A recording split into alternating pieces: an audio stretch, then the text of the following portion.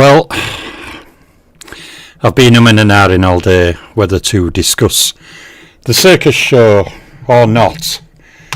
And after listening to a number of predictions online, especially one that stands out to me, where this guy was asked, who wins, Paul or Joshua? And this guy says, well, I really don't know anything about boxing, but I think Jake Paul's got a chance. Yeah, you're right, you don't know anything about boxing. My thoughts on this Circus freak show are simple. Anthony Joshua, you have to go in there and flatline this guy. Francis Ngannou style, flatline him. Now he's going to be more mobile, he's going to run. What I can't get over, okay, is the level of... It's almost like every 100 people you ask, 20, 30 people are actually thinking Jake Paul is going to win this fight. A lot of them think he's going to win this fight by knockout. And, you know, the idiocy of the claims, they say, well, Joshua's been stopped before. Well, actually, he's been stopped twice, okay? His two fights for Usyk went 12 rounds. The only two times he's been stopped is Andy Ruiz, okay, and Daniel Dubois. Now, to the people commenting that, well, Joshua's been stopped before, so Jake Paul has a chance. First of all, Ruiz has lightning quick hands. Ruiz is heavy-handed. Dubois is a full-blown 240-pound plus heavyweight puncher. A big puncher, okay? Jake Paul is none of these things. Both Andy Ruiz and Daniel Dubois in a real fight would absolutely destroy Jake Paul, okay? And they wouldn't even have to come out of second gear. Can you imagine Jake Paul taking full-blooded bombs off Daniel Dubois? Can you imagine Jake Paul taking sharp hooks off Andy Ruiz? I mean, you know, let's think about Jake Paul. What massive knockout power has he actually demonstrated? I mean, he couldn't even flatten Tommy Fury, a less than British level naive boxer who'd had about 10 pro fights fighting a bunch of tomato cans, right? He couldn't even beat him. But for some reason in Jake Paul's ridiculous mind, he's kind of convinced himself and those around him, and I think his management team, I can't remember the guy's name, he's got a strange name. I think people like him are putting him in danger. So basically this entire fight, like I've said before about all Jake Paul's attempts to fight this guy or that guy, I mean, you put Jake Paul in with Artur Beterbiev, what is going to happen? Beterbiev is going to destroy him. If you put Jake Paul in with David Benavidez is going to destroy him. You put Jake Paul in with Jai Opetaia is going to destroy him. He's not a professional boxer. Yeah, he's been in the gym. Yeah, he's had all these fights against, you know, grandfather versions of Mike Tyson, and he's fought all these old past UFC fighters, and he's fought this person and that person. I'm sorry, I can't even take this entire fight seriously. You know, to me, you know, he fought Julio Cesar Chavez Jr. this year. I mean, when were he last in his prime? 15 years ago, 14 years ago, 13 years ago. I mean, this whole thing is ridiculous. I mean, you know, it took him 6 rounds to get rid of Michael Perry, okay, who'd never had a professional fight. Dear me.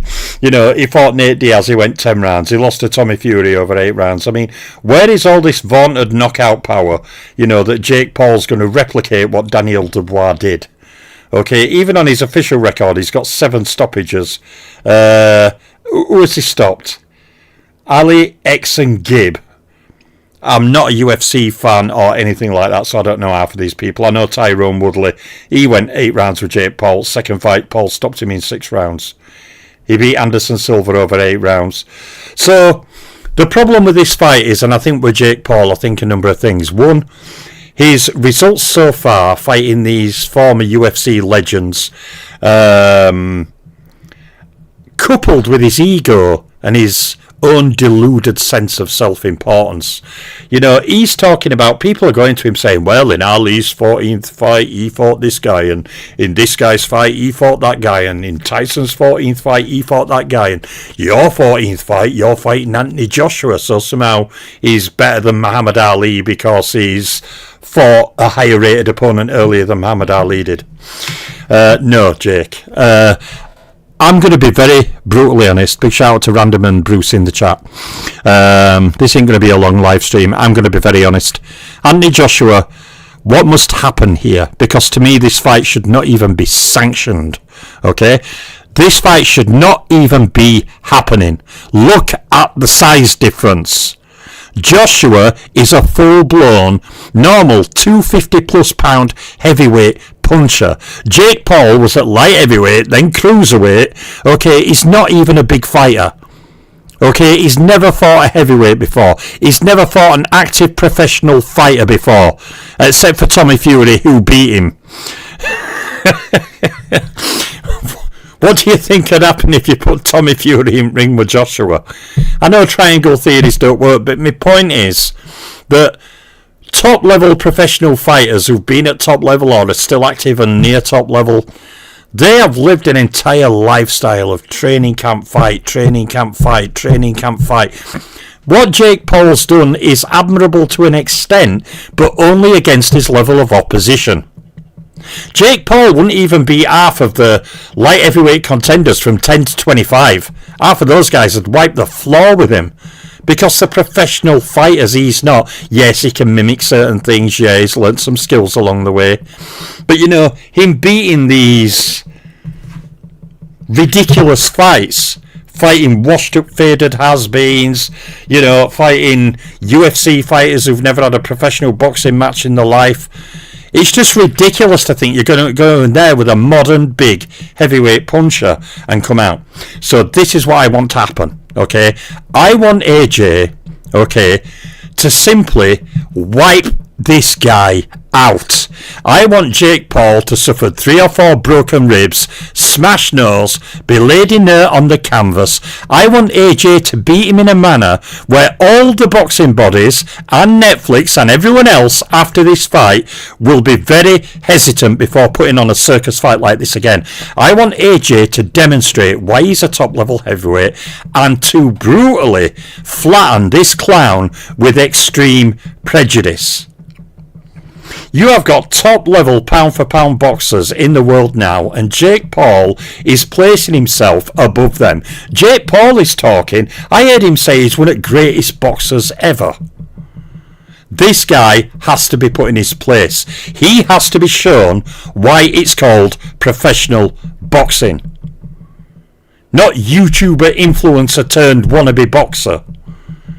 You know, you put Jake Paul in with Mary's Brady's, he's getting the dog beaten out of him, right? You put him in with Chris Billum-Smith. Chris Billum-Smith is going to knock Jake Paul clean out, and it's not going to be an overly competitive fight because Chris Billum-Smith is a professional boxer. Jake Paul has never fought a top-level professional boxer, and now he's going to, and he's picking one of the biggest, and he's picking one of the hardest hitting. In his deluded mind, and his deluded team's mind, somehow he's acting like he's the next coming of Rocky Balboa, and he's going to shock the world by beating the big, bad, ugly monster that some of the other heavyweights beat. But like I said, the difference is, Jake, you are not a big, heavy, knockout punching heavyweight like Daniel Dubois. You do not have the hand speed, coordination and combinations and power of Andy Ruiz Jr. Jake Paul even has the audacity to say it's going to be like the Usyk Joshua fight. I'm going to befuddle him and outbox him. He can't do what Usyk does. This deluded guy has to be put in his place. And every influencer after this fight, I want them to say, oh, well, God, look what happened to him. Look what happened to him. I'm not sure, you know, I want to do this. That's what I want to happen.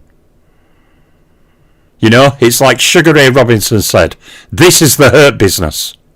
And it's time for Joshua to put this guy in his place, to lay him out flat, So he's laid out on canvas for 10 minutes with a crowd around him. So all the flipping Netflix officials at ringside are like, oh God, is he all right? Is he all right? I want all the people at ringside panicking. I want all the crowd panicking.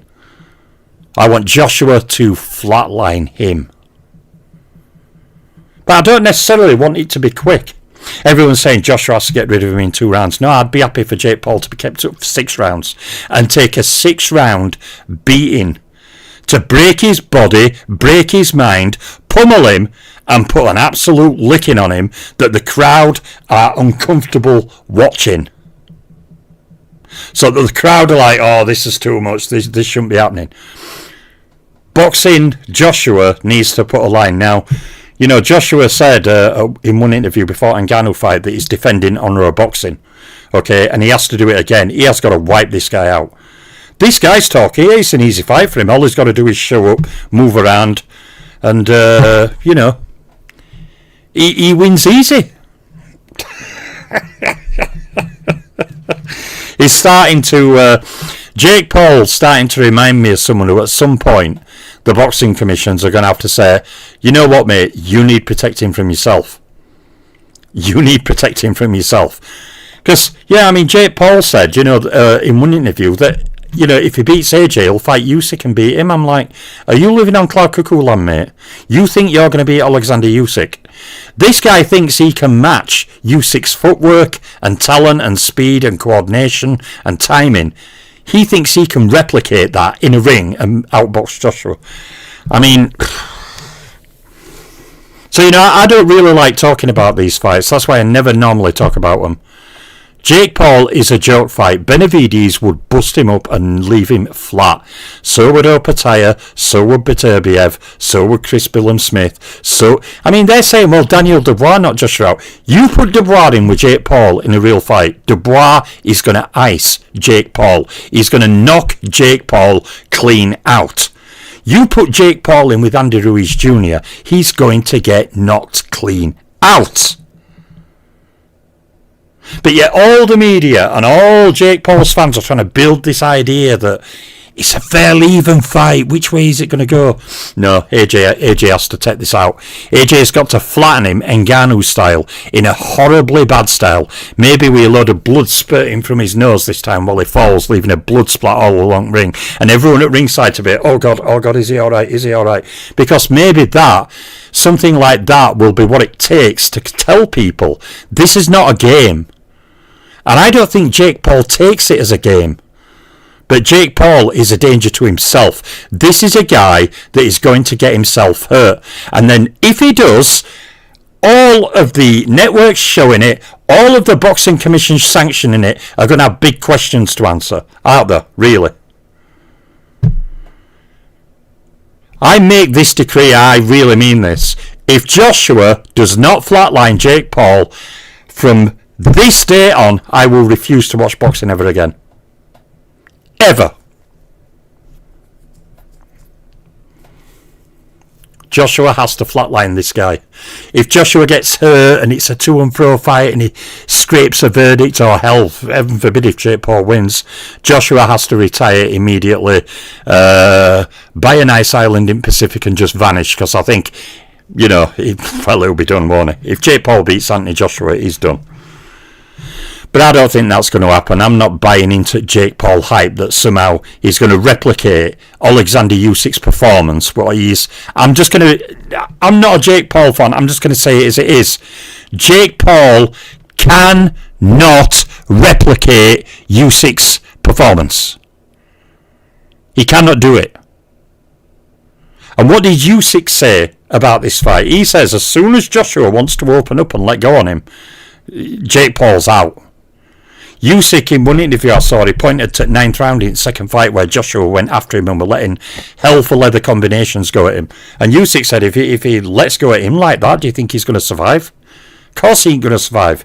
He's going to be laid out cold. So, really, that's my only thoughts on it. AJ, flatline this guy in brutal, nasty fashion with extreme prejudice and just make all the networks and all the fanboys for Jake Paul, make them hesitant in future about wanting to throw their guy in. Well, he wants to go in, but you know what I mean, they're endorsing him, and his management team, you know, to me, are responsible. If Jake Paul gets hurt in this fight, his management team needs suing, okay, for allowing their guy to go into this fight, because to me, it's a dangerous fight. And I'll quote Sugar Ray Robinson again, this is the hurt business. And Joshua can do to him in that ring whatever he wants within the rules. He can spend 8 rounds and break his body and his spirit and leave him a battered, broken man by the end of it. Or he can spare him that merciless beating for round after round and just flatline him. Either way, Joshua has to put this kid out. He has to teach him a lesson that this is not a joke. This is not something you just decide to do in a few months' time on a Saturday night because you want to make some money. It is a serious business. And I want Joshua to poleaxe him very, very brutally. I don't believe this fight is scripted at all, Drunk Irishman. No, not at all. If this fight is scripted and Joshua has agreed to take part in a circus fight that's scripted, I'll tell Joshua, retire now and don't fight again. Don't ever grace the boxing ring again. If you are going to... Now, I've heard that Jake Paul is actually sending... Yeah, but Bruce, Mike Tyson, he's 58 years old. Tyson were getting battered out in 2004.